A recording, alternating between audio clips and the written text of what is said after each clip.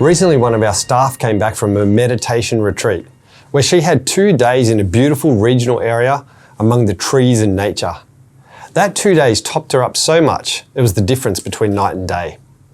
I asked her what the best part was and she said something surprising, but I'm hearing more and more.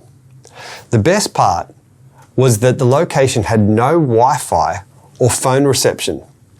Being totally disconnected from the screen, emails, news, messages and media. It was a total screen detox. So many of us, including our kids, have such a close relationship with our phones that we even take them to the toilet with us. Every spare second we have is just mindlessly going to the screen.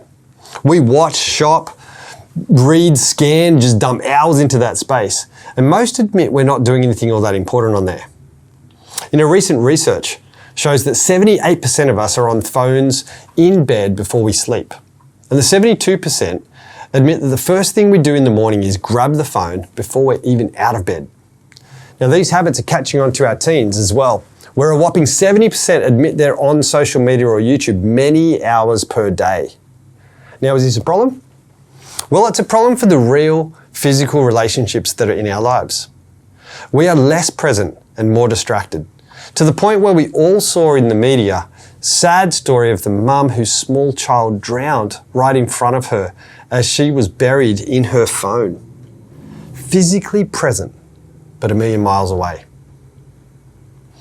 I was counselling a 15-year-old boy who had a distant relationship with his dad. To my surprise, he told me that his dad is often around, but always too busy to engage or to do anything together. Even at the dinner table, dad is on his phone or his computer. The young guy told me how the previous night, dad had got up from the dinner table, put on some headphones and was heading upstairs as he usually does. And as dad walked past, a lonely and struggling Ben said out loud, "I miss you, Dad. I need you." But dad was already somewhere else. Our screens take us to another world. They send messages that something else is more important. They reduce real person contact and diminish the intimacy that we have with those around us.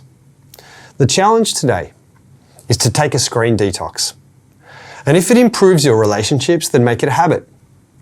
Choose 1 hour per day when the phone is away. Choose a day each week that is phone light, when you only check it maybe twice.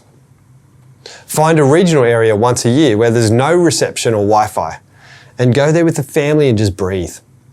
By taking a screen detox together, you're building healthy family relationships and showing what's important to each other.